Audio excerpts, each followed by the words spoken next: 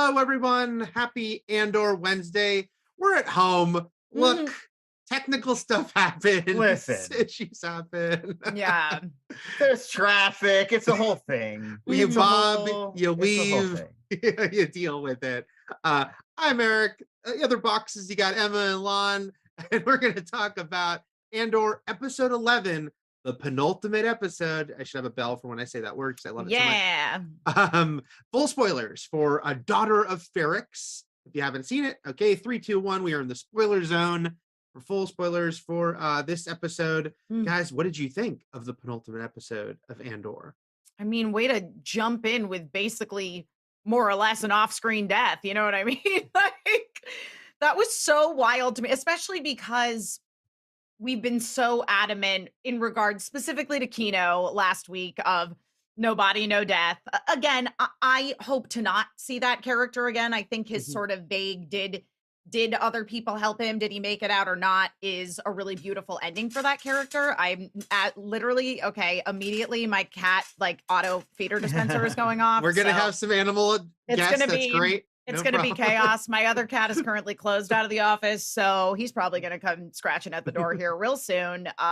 Anyway, so then to come in with effectively an off-screen death, not that we didn't know that this character was potentially going that way, but I was still very surprised that it like just led in with Marva dying. And again, it's like, I think a lot of this episode was, as many of the Andor episodes have been, teeing up what's to come. And this definitely was a part one of a two-parter. What do you think, Lon? Yeah, I mean, I think that's what it feels like. It feels like after last week, which was this huge scale, very exciting, intense, action-driven episode, it makes sense that this week is kind of like, let's hit the pause button. Yeah. Let's rearrange the pieces on the board and get everything set up for a big finale. I did think it had one show-stopping sequence with Luthen escaping the ship. We'll talk about it. So I think it doesn't feel like, I think, you know, like you get the accusation all the time on social media, be like, oh, it's a filler episode. Right. Like, I'm not saying that, but I do feel like, yeah, it felt like a purposeful sort of beat to kind of take a step back, rearrange a lot of the pieces and set everything up. And then next week we'll have a big, intense finale for the whole season. Yeah, I was also surprised that Marva died off screen. That was a little weird to me because her illness kind of came on so fast. And then we mentioned last week was a little funny that we had that one scene of Cinta kind of watching. We didn't actually see Maggie Smith on that episode. We didn't see Fiona Shaw. Fiona Shaw. When I say Maggie Smith. Maggie Smith. Not the Dowager Countess. I'm mentioning the Potter alone. Look, they were both in Harry Potter. I can change my file. Okay, reset my Potter alum. We said Fiona Shaw. It is interesting that it was a little weird. And then I also thought, well, she, you know, the last time we saw her, right, was that amazing monologue about why she wasn't leaving with him. So I can see why they'd kind of want to leave on that note. I do think I wish they'd established it a little more earlier that, yeah, we knew she was old in the early episodes, but that she was kind of maybe like close to the end of her life. But this episode was clearly about, you know, her death and the consequences of that, which are both emotional for people who loved her, but also the fact that the information of her death is so important because it's getting around to all these people who want Cassian Andor. So it's like, oh, his mom died. Maybe this will bring him back to Ferrix. No one knows for sure. And a lot of people who want him not good reason. Nobody wants him for a good reason. Think even Luthen. It's like nobody is like, oh, my buddy Cassian, except for Brasso, good old Brasso. Everyone else is just like, Brasso. Oh, he might be coming there. Yeah. We have to talk though, guys, about the most upsetting scene in Star Wars history. The scene that I didn't know. I was not ready to handle. B2 Evo. We are all... Yeah, I mean, this really comes back to, and I think Solo is the first Star Wars thing that really started to delve into the idea. But the Star Wars having created droids to be servants, but then giving them the complex web of human emotions that you would expect from a person, it's very cruel. It just feels like a mean way for technology to have developed in the Star Wars universe. And you're just setting up so many situations like this where a droid is going to outlive its beloved owner, or a droid is going to be sad about having to go do a job from the person it loves. Why? Like, droids shouldn't love. It doesn't make sense to give them that ability. No. Like, And he was what so a horrible sad, thing guys. to do. What an existential crisis He they've was created. Oh, God. so sad. He didn't want to be left alone. He just wanted Marva. And he didn't want to leave his home. And oh, God. And then he was waiting, like, in case Cassian comes back. And it's just so unbelievably sad. It does also bring up the ethics of, we know that droids can have their memories wiped because it's happened to droids that we know before. So what would be the ethic? It seems almost like in a situation like this, it would be a mercy to wipe B2 Emo's mind, and he could start over with a new beloved owner and not live with this grief forever for as long as he's operational. Oh, and Brasso's like, I'll stay with you tonight. Come on. That was a lot of emotion they got in here. Gosh. Poor V2 Emo.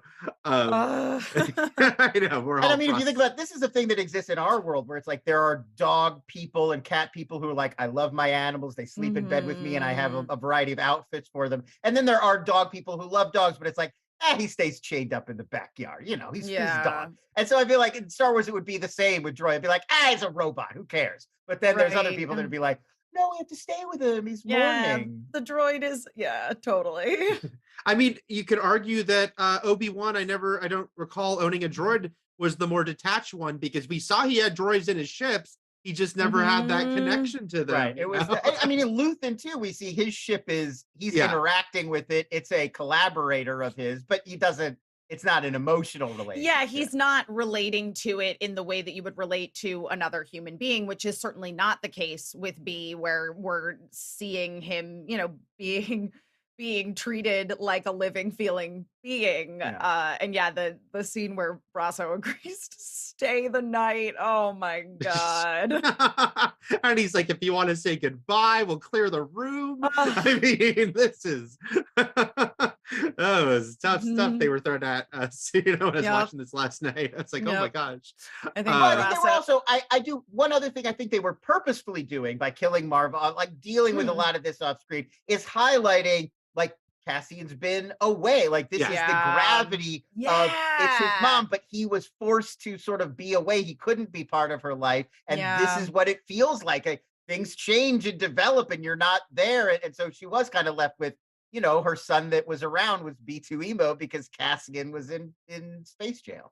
He was in space jail indeed. Let's talk about, we saw a little bit of the clips as we began here of Cassian and Melshi. Like we pick up right away. Well, not right away, but we see that like they're still like hiding. And I like the reminder that these guys are barefoot and that they're like bleeding and hurt and just sort of like swam the ocean. Yeah, and just that's been a real theme of television shows of 2022. Right, just Galadriel swim the whole ocean. Sometimes you just gotta swim the ocean. But yeah, I liked, how just showing that how fraught this was physically for them. Yeah. I was going to jump in. There were two beats in this episode that I thought were a little confusing. I'll jump into the next one when we get to that part of the show because I don't want to get distracted. But the first one is right here. They meet these two aliens. Yeah. Who at first they're like, oh, we could sell these guys to the Empire and make money for them. They're escaped prisoners. Yeah. And then they have a change of heart. These folksy aliens. They decide, you know what? Screw the Empire. Let's help these guys. Let's bring them back to the beach planet where Andor came from. I didn't get the dialogue. Like, what changed their mind? I had to watch it again with subtitles because these guys who on a show that doesn't have a lot of aliens, it certainly doesn't have a lot of speaking aliens. It's they have a very unique kind of Jar Jar. Dare I say a Gungan-esque? Yeah. And I kind of watching again with subtitles, it's like, okay, one of them was the more like, let's just sell to the Empire. The other one was the more sympathetic one. And as they started talking about that they can't fish in the water anymore. Yes. It's been ruined by poison the water on their planet. And basically them saying, hey, we didn't do that. We were prisoners of the guys who did do that. And basically the like, hey, it's the Empire that screwed us all. And that there was one of those two aliens was the one who was more like, let's let him go. it was a really like it was a weird scene, and it just felt like you don't need that. Like I at this point I'm convinced that if you meet a random alien on a random world where the Empire has been, and you're like, I hate the Empire, there's a pretty good chance they're gonna be like, me too. Yeah. Let's fight them together. Yeah, You know, I like mean- I don't need to be sold on it. You don't see a lot of non-humans with the Empire specifically. Yeah, I right. mean, you see other like Sith and such who are non-human, but by and large, the Empire is human. Right. Yeah. So yeah. these guys being anti-imperial would have made total sense to me. I don't feel like you need the scene. So if you're gonna do the scene, I don't know. It just felt really confusing. It was a weird scene, mostly because it was hard to understand them. I felt like I was okay with the idea that, like, hey, we could get a big reward for selling these guys to back to the Empire, and then not deciding to do it. I will say my favorite thing about that scene was the net realizing it's like a weird organic. Yeah. It's not like something that they made. It's probably something. I mean, it's probably something that they made physically, not something that they built themselves. It's interesting to me, watching this scene, because I also watched it with subtitles on, Eric. So I get what you were saying about there was one of them the whole time that was like, maybe we just let him go.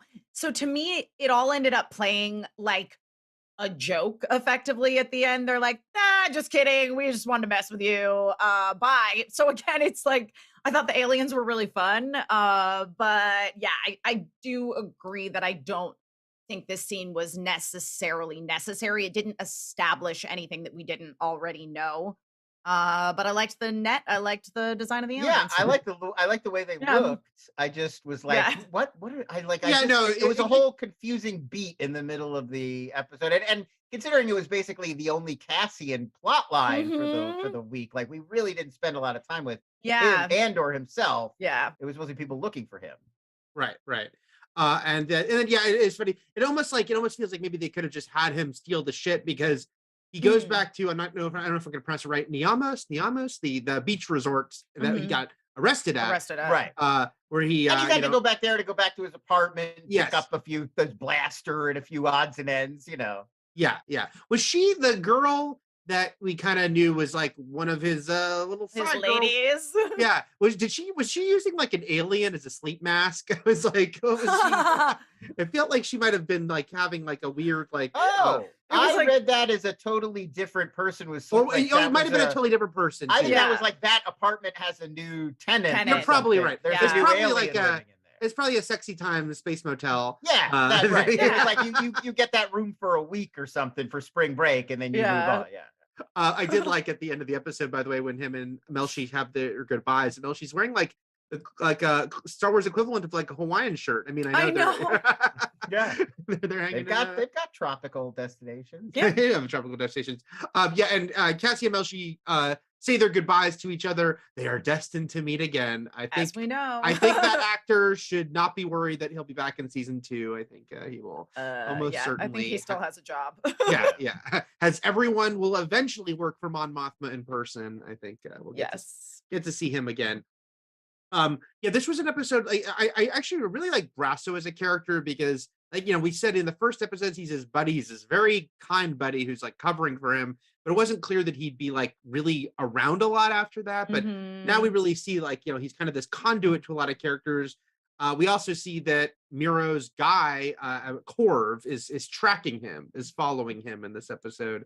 And we only got a brief look at Bix, but she was not looking great. Yeah. That alien family being murdered and screaming really takes a lot out of you, it seems. Yeah. I'm curious about the questioning they're giving her about about Krieger? Yeah. Because obviously they're wrong. It's Luthen. Yeah. Right. And I think that it really highlights to me. I think this episode, it's sort of giving us like Luthen's a hard guy to love. Like he's willing to screw over his friends. And I think this is really highlighting the situation that Luthen finds himself in. That it is very important that he throw the Empire off, that he confuse them, that he do whatever he can to keep them off balance, because they're getting pretty close. They're zeroing in.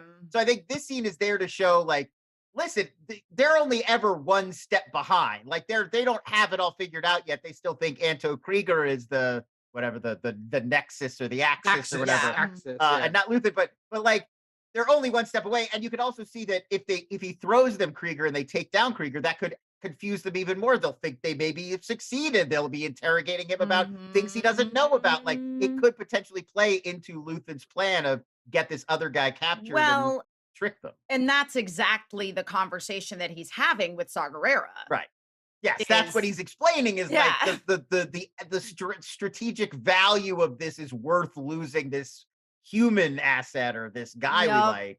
But you know, it's a very difficult decision to make. Yep. For Anton there. Well, and again, it was another aspect of that conversation, and that whole idea of Luthen being able to kind of like push down any feelings he's ever had about anyone and make the difficult choices to, you know, effectively allow people to be wrongfully killed in order to protect information.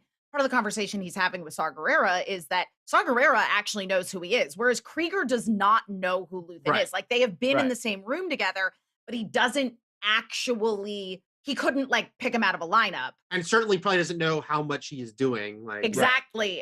And so if Krieger is, you know, getting interrogated and whatnot, there's no way that he can actually reveal anything about Luthen's identity because he doesn't know who he is, like to you know, tell him from Adam.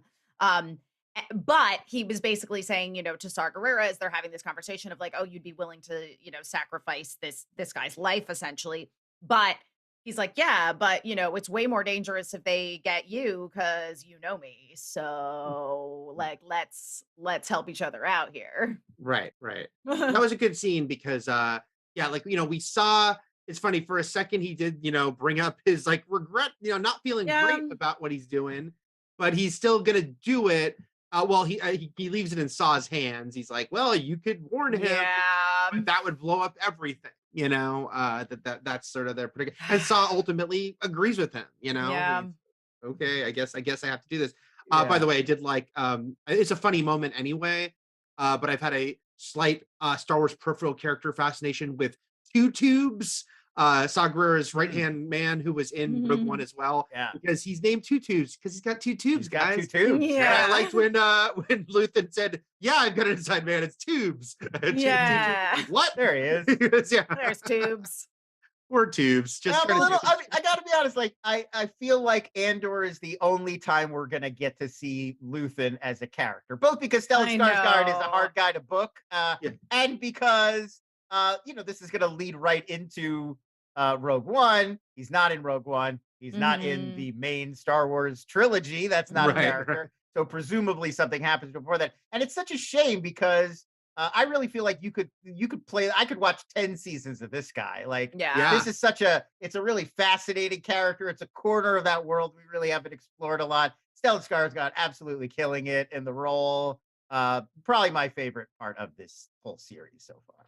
That whole thing, and even like we talked a little bit about the dynamic with him and Clea, and when Vel comes to Clea, and Clea's like, first of all, everything you're doing is wrong because she's breaking all their protocol, but also when she's just like talking about how like you don't have no idea the plates I have spinning, the knives on the floor, just like you just get the idea that Luthen and her, they're like they've got so much going on, so much they're trying to pull off simultaneously. And I agree with you, Lon. It almost feels like that could be its own show. It does. It does. And selfishly, part of me does feel like maybe after Andor's over, we could get like, well, there's time jumps in Andor. There's other stuff that they're working on. Next season's gonna have big time jumps. Right. So there is theoretically, if Tony Gilroy really wanted to, he could probably do a limited series or something that else was going on at this time.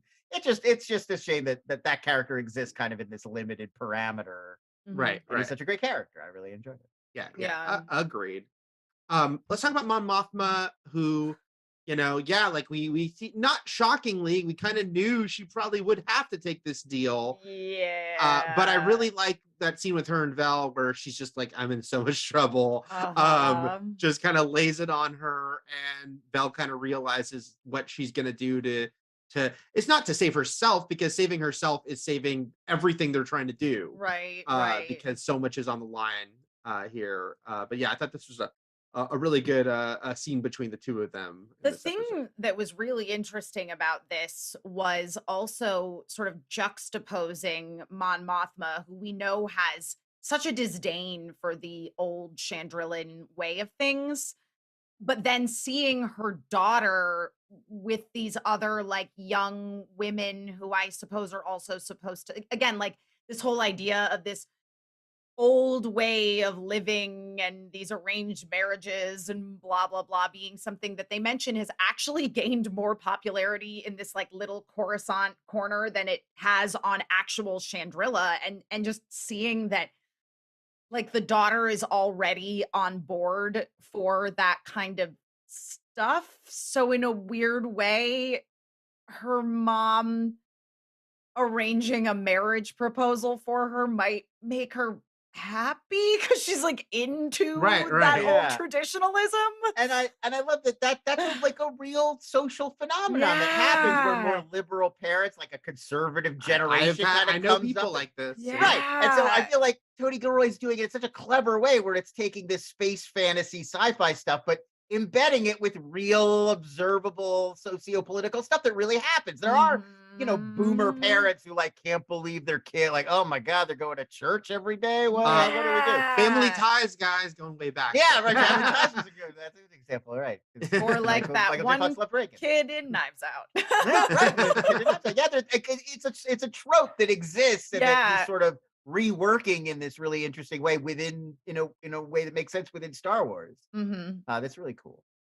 We'll do more AMA later, but I saw one here from Nimish Hindwan that I want to mention because I forgot to put in the notes, and I was thinking the same thing, which was saying that Cassian staring at the sea was surely a callback to Rogue One's final scene. I also, the way we leave him in this episode, Ugh. kind of processing his Yeah, mom's on death, purpose. Yeah, has a very visual parallel to how he will die, the time of day and the ocean behind Mhm. him. Don't think that was a and coincidence. the end of Deep Impact also. That's And the also, end of Deep that's Impact, also where Tony Elijah Gilroy's Wood favorite goes. Mhm. movie. End of Deep Impact. um, That was what I let- thought when I was watching Rogue One in the theater the very first time. I was like, oh, they're doing a Deep Impact here. I see how we're gonna go with that. Tony, are you doing a Deep Are Impact? you doing a deep? Are you doing a Deep Impact? You mentioned, Lon, that there was 2 weird beats for you this episode. I'm curious if the other one is the yes. one that I was thinking of, which is the one that stood out more to me. Because the alien one I was okay with once I watched the subtitles, but the one that was a little strange was Cyril when he talks to Mosk, and kind of a little bit of a strange, wacky comedy moment of like they really hit home that he's not understanding what he's saying. That was a little bit of strange. Yes, you got the right scene. It's confusing. The dialogue he's having on the phone is a little confusing because it keeps breaking up, and it's a little bit unclear how this guy is getting to Cassian Andor's mom. It was weirdly written. And then the mom also has a weird line where she's like, "Your reputation at work," and she's like. The gist of what she's saying is like, I get why you were such a screw up at work because you were working with this other Claude, but she says it in a really weird, confusingly worded way.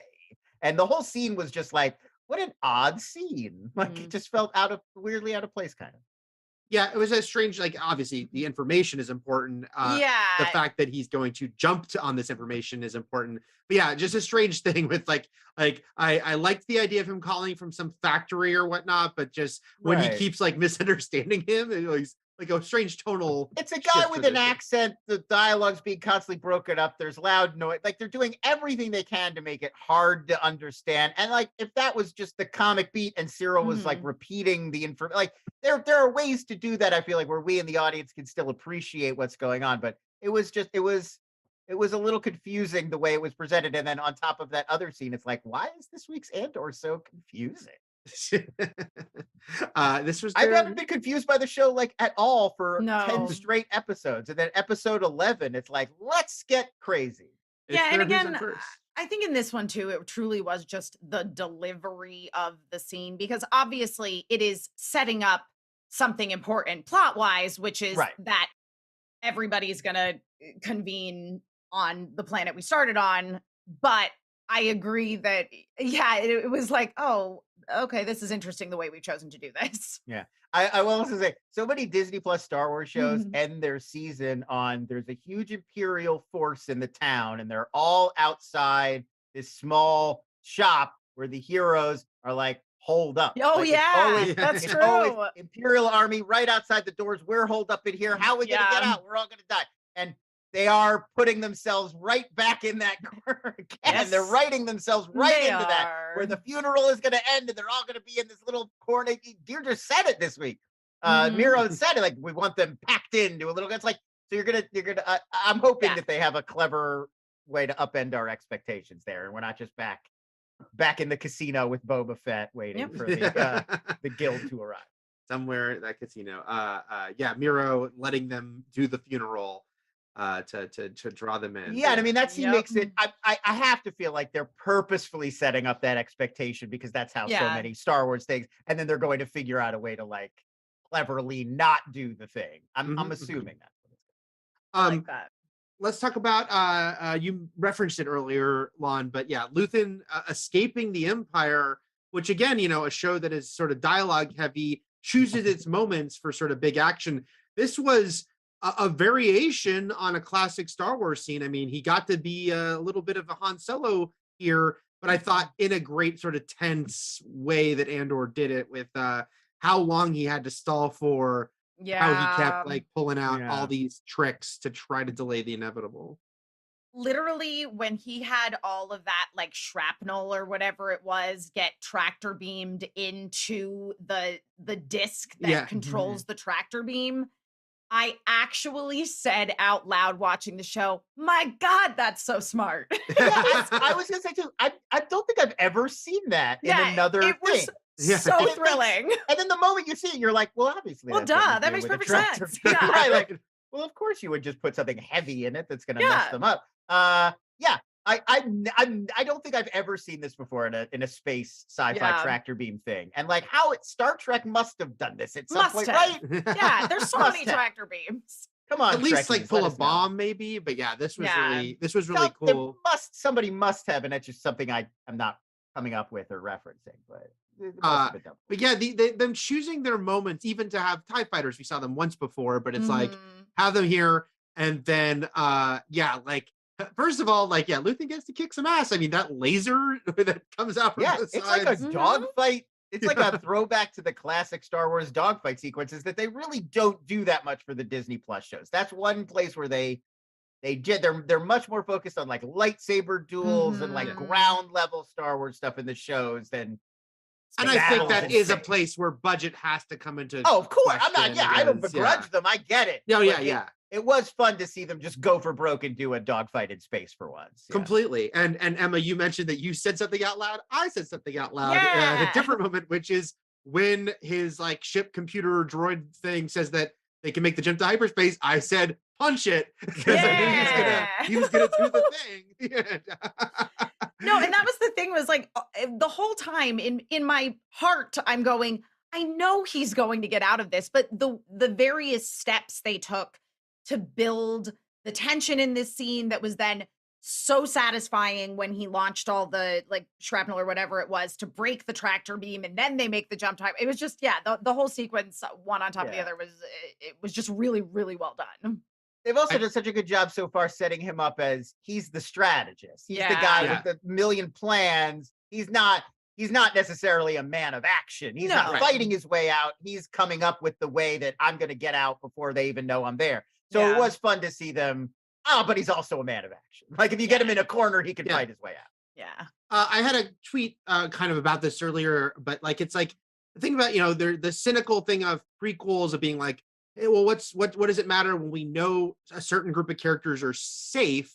But Mhm. the flip side of that is if you make us care about characters, then we're terrified for them in a Mhm. prequel when we don't. So it's like, first of all, I'm ready. I'm trying to emotionally prepare myself for B2 emo dying at some point. Yeah.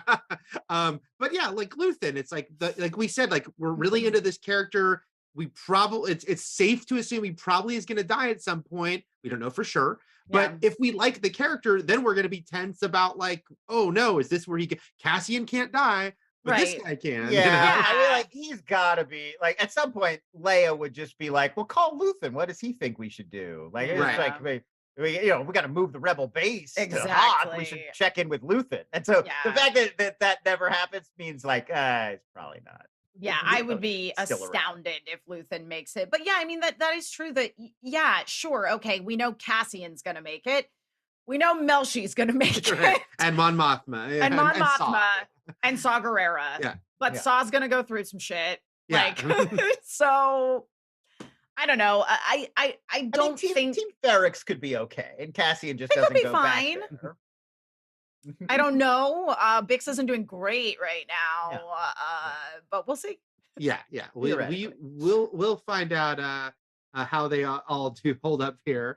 So guys, thank you so much for watching. If you haven't, subscribe to our channel and hit that like and that bell for us. And next week, we will be back to talk about the finale. Emma, you will not be with us because you'll be on vacation, and you should. I will. Thank you. No problem. But Lana and I will be here. I believe we're going to be joined by Kim next week. It's funny. Originally, when we were going to do this episode in the studio, I was going to say next week we'll be doing it from home. But I we're already at know. home. Yeah, we're Look, already next week home. you'll see the boxes again. Just because we're going to be dealing with a bit of a skeleton crew, but that's okay. Everyone should be off enjoying their turkey. Yeah. And, I don't love that Andor's finale is the day before Thanksgiving. Yeah. What can you do? What can you do? What can you do? And Emma, what do we got coming up in the Twitch world? Well, as I know, as you are fans of Andor's, Andor, the television series, you are all fans of Prison Breaks, and that's great because Bailey and I are playing a game right now called A Way Out. We, much like Andor and Melchi, are currently a party of two navigating our post-prison break plan to go take revenge on the man who wronged both of us. So that'll be at 3 p.m. tomorrow, twitch.tv/fandom. And we will be in the studio because the lights are working on that side of the studio. Yeah, it's a whole thing. Well, I'm actually going to go into the office after this and make sure that that's true. But either way, we'll be there one way or another. So join us live. It's going to be real fun. And I will henceforth refer to you and Bailey has the Cassian and Melchi of fandom. The Cassian and Melchi of fandom. That's Yes. right. Exactly right. And then on the Wikipedia side, want to do sort of a double reference here because something we want to spotlight, but I also want to give a shout out to Brian Young, who writes for us sometimes too. Great freelance writer who knows so much about Star Wars, like way more than I could ever know. And he wrote an article at /film pointing something out so I wanted to give a shout out to that. And then also say you can check this out on Wikipedia as well. But in this episode, we had that ship, the aforementioned ship that tried to catch Luthen. And if it looked to you kind of sort of like a Star Destroyer, but not really, that's because it has interesting history there. It's the Cantwell class arrestor cruiser. And Cantwell is a very direct reference here to Colin Cantwell, who was the proto Ralph McQuarrie. Before Ralph McQuarrie came on and did kind of like the designs that we all know and love, Colin Cantwell did some earlier designs that didn't quite get used, or they got used, but they got overhauled and tweaked and changed. But Star Wars loves to do this. Filoni loves to do this, of taking like unused designs and like, let's make them canon, let's put them in. So this ship actually got first put into canon in Solo, in that Imperial recruitment video, when in the infamous what's your last name scene. Yeah. You're alone. I'm gonna put Solo. So we glimpsed that ship there, has like a shout out to Colin Cantwell, but here we actually got it on screen, complete with it, his name being said as the Cantwell class. So this was, he designed this to be the Star Destroyer. It didn't get used. Ralph McQuarrie designed what we know has the Star Destroyer, but now here it is, has a different type of ship. Space police. Basically. Basically. Yeah. Space cops, yeah. These guys are going to be in trouble though. Things didn't go great for them. And before we go to AMA, I remembered something. I lost my train of thought right as we were wrapping up before we went to this last segment, which was as we're talking about characters we haven't seen and characters who live and die, that Luthen uses his cover story when he's sending the signal to the other ship is that he's a ship from Alderaan. Once, I know we've mentioned this before, but it will be strange. I will be shocked if Jimmy Smits is not in season 2 in one of those arcs, because I feel like Bail Organa is at this point such a part of like the Rebel Alliance lore. I would assume. I don't think he'll be like in the whole season. I just think he'll show up in one of the arcs. And they've said, like towards the end of season 2, we'll get more into like the proto version of the Rebel Alliance. Right. Things more recognizable. As I think they even teased like we're gonna see Yavin. Like we will end up the season. Yavin will exist at some point. So I feel like as we get closer to formalizing the rebellion, we kind of have to meet Bail Organa at some point, or at least mention where is he during this period. I don't know if they've said Smits is going to like appear. Probably. Right. But again, a surprise Smits has happened a lot in Star Wars. So. He seems he's a phone call away. He's to do it. If you reach out, he'll do it. And so I'd be surprised if that, because he's such a figurehead of the proto rebellion, sort of along with Mon Mothma, kind of the two central figures. I noticed this episode was the same director, Benjamin Caron, who did what we now realize was the standalone episode, episode 7. And I don't think that was the episode Saw Gerrera was in, but I'm also guessing that they probably had Forrest Whitaker come there in London and film all his scenes, because these streaming shows, they write everything ahead of time. It's not like a network show. Right. And they like Saw's in the same place for both of it. Like they didn't have to dress a new set. They could literally have Whitaker show up, do 2 or 3 days on the same set, and then he's done. Yeah. And well, or unless I don't know. Like I mean, depends on the finale. Yeah. Right. It must be in Benjamin Caron's contract that he will only direct episodes that include that beach planet, That's right. He's all about that beach planet. He loves it. Yeah. He's like Adam Sandler. He wants to go on vacation. Yeah, exactly. While he's filming the Star Wars show. I just realized that I joked about it earlier, but they'll probably sell like Melchi's casual wear shirt. Galaxy's Edge. Yeah. So let's do a little AMA before we wrap here. Actually, Darth Relum asked, we were just talking about this, we might as well ask this question. Does Saw Gerrera just live in caves at this point?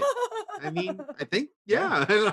I'm trying to think if outside of Clone Wars, we've ever really seen Saw Gerrera outside of a cave. Well, in Rebels, he was like on a mission, right? But he was also definitely in a cave. He was also in a cave.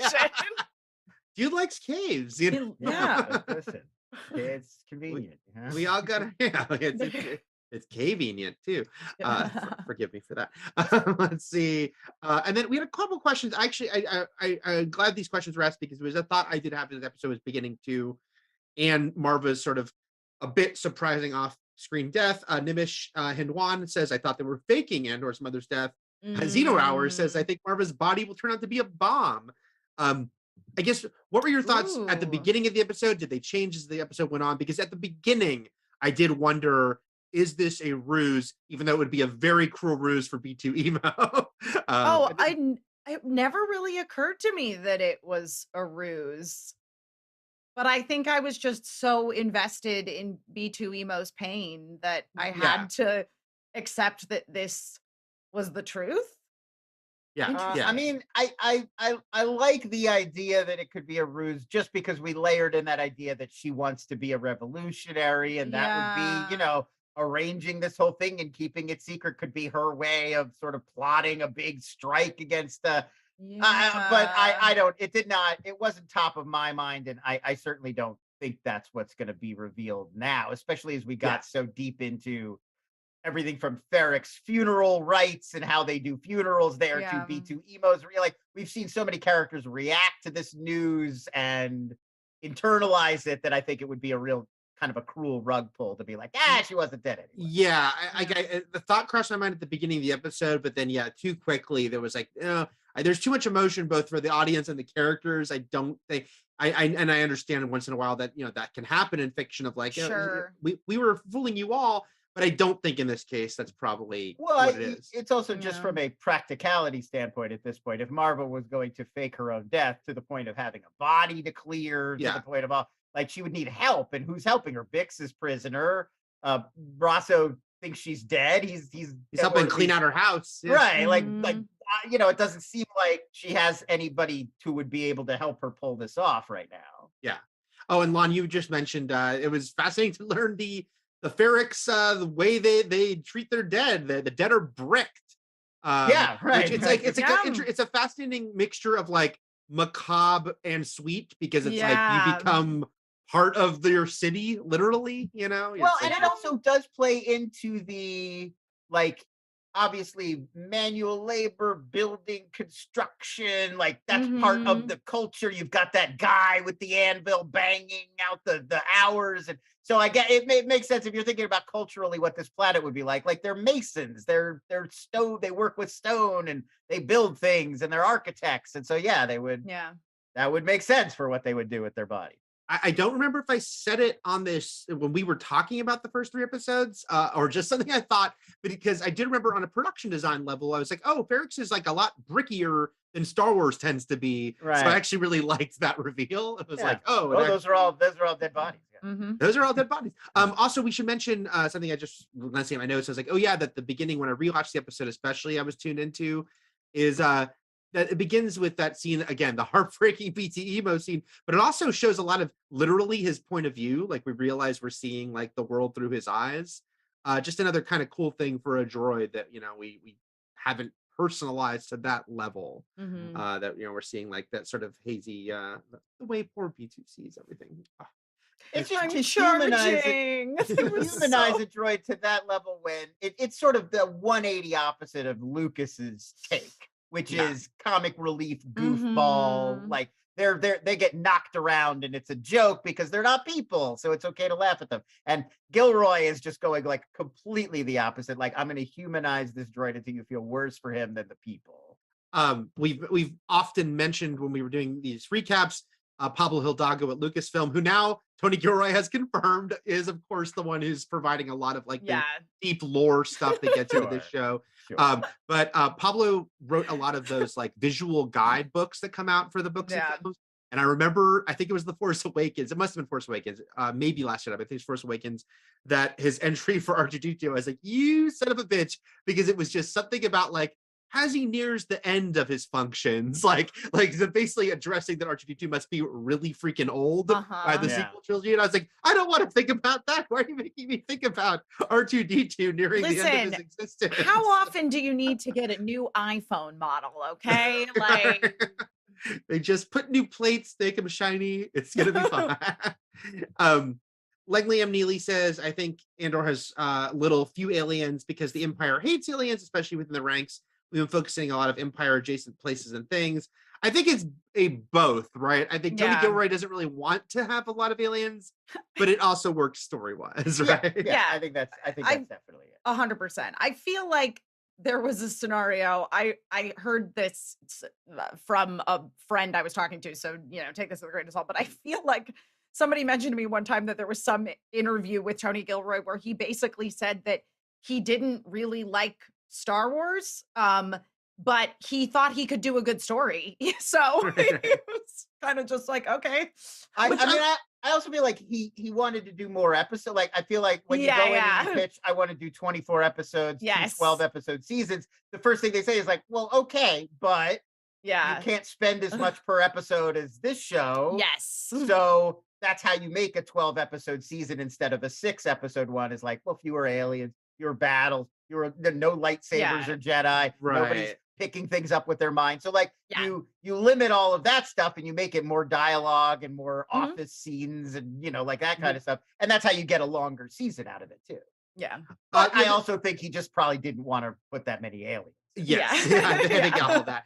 But yeah, it's funny because this comes up a lot. Like it came up recently with Henry Cavill leaving The Witcher, and this is nothing. Like I have no value judgment on like the Liam Hemsworth of it all. But there were some people saying one reason they were upset is because he's a huge Witcher fan, and I'm saying that's like a nice thing when your actor or writer or director comes in with that fandom, but it's never a necessary thing. It's not Especially something like Star Wars, we're going to be necessary. surrounded by people like Pablo I Hidalgo know. who'll be like, And I also make that all work. think that with what has been so great about Andor is it's not being precious about Yeah. Star Wars. They're just like, cool, this takes place in the galaxy that is Star Wars. Mhm, mhm. And that's the extent of the Star Wars. And yeah, they're established characters, but again, the biggest thing for me is that this is tonally unlike anything we have seen in Star Wars. this is more definitely for adults than anything that we have seen in Star Wars.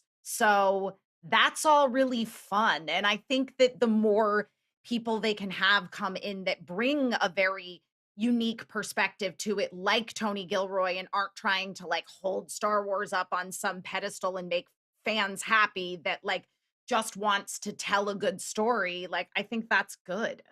I Yeah. mean, any creative process, if you think about it, like the best brew, the best mix of creatives are not all people who see things in one way. Like I enjoy Yeah, it from the same perspective. exactly. It's a mix. It's, you don't want no hardcore fans, because then No, you get something totally. that doesn't speak to the hardcore fans. But you also Definitely. don't, I think, necessarily want just hardcore fans, Yeah. because then you get stuff that is overly, just like Emma said, overly precious, overly like reverent of what came before, obsessed with the lore, and not willing to Mhm. like take a big chance and do something different with it. Yeah. And yeah, I think it's a both situation. Like Yeah. you want your Gilroys and your Hidalgos and your Filonis and your Favreaus together. I actually think Filoni and Favreau is another good example of like a duo like this, where you've got Mhm. Filoni, who's like very into the lore and the world and the expert and the king Mhm. fan guy, and then you've got Johnny Favs, who, you know, grew up likes with Star Wars, Yeah. but is not that level of depth. You know, he was Yeah. making Swingers when